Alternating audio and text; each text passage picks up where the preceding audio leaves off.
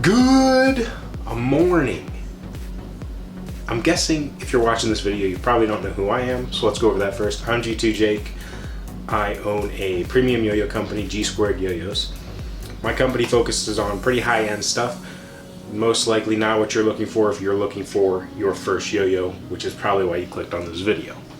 Luckily, the good folks over at YoYo Expert teamed up with me, and we decided on the 3 yo-yos that are most suggested or sold to beginner yo-yoers, and I'm gonna rate those 3 on which one is the best for a beginner.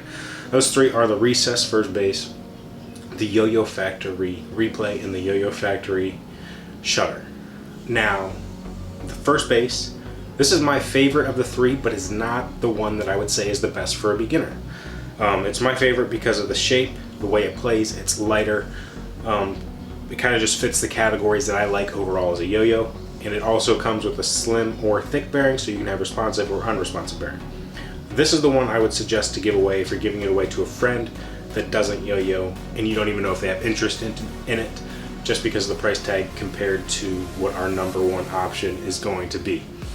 But with the lighter weight, this yo-yo has a little bit less of a spin time and stability compared to the other 2, and that is the biggest factor in my book for a beginning yo-yoer.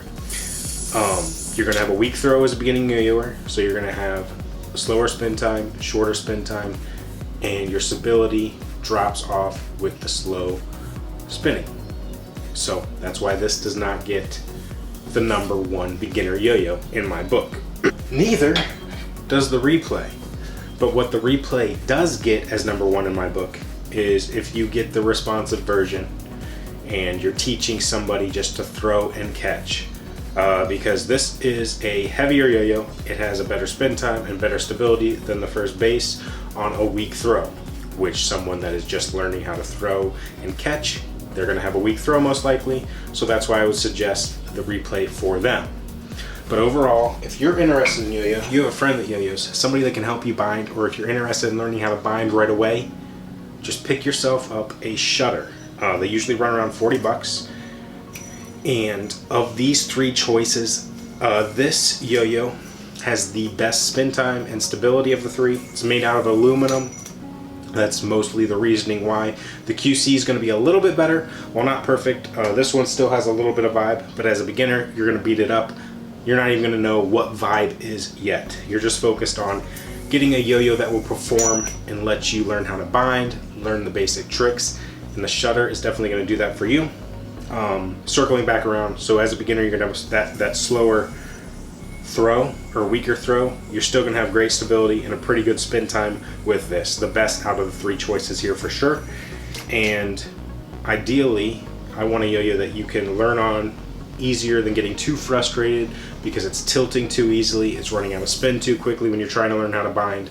I want something that makes the learning process the best for you guys, so hopefully you stick with the hobby, eventually come along and want to pick up a G Squared, right? When you get into the hobby further along, you want some premium products, then that eventually circles back around. I helped you get your first beginner yo-yo.